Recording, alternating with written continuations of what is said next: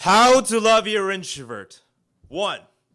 We introverts are not always the best at breaking the ice, so in order to get the ball rolling, we often have to resort to tactics that may seem obscure to your average extrovert. This may include subtle clearings of the throat, gentle hand gesturing, and numbers placed carefully into routine conversations where they normally do not belong.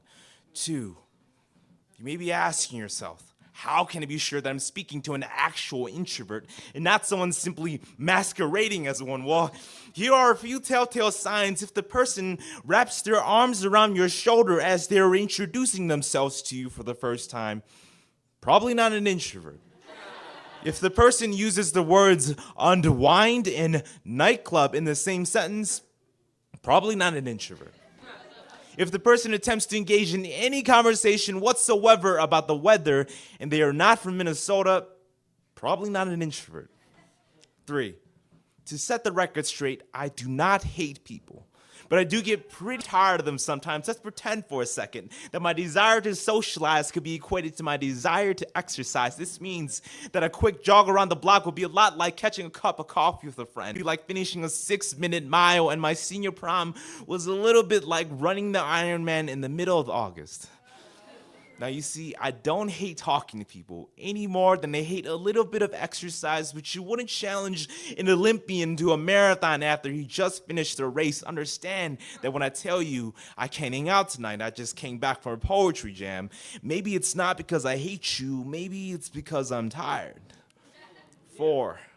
There will be many times when you will be uncomfortable in my silence, unsure of how I'm feeling. Understand that just because I do not wear my heart on my sleeve for everyone to see does not mean that it beats any softer than yours. Do not confuse the stillness of lips with the rhythm of apathy. Do not confuse the sound of words rattling off 80 beats per minute with the music of an actual conversation. Just because I cannot commit the act of small talk does not mean I don't have huge things to say. Just because I find peace within myself does not mean that I could ever stop wanting to love so hard. Because 5, we introverts are not always the best at breaking the ice, so we often have to resort to tactics that may seem obscure to your average extrovert. This may include subtle clearings of the throat, gentle hand gesturing, and writing an entire poem just to say 6.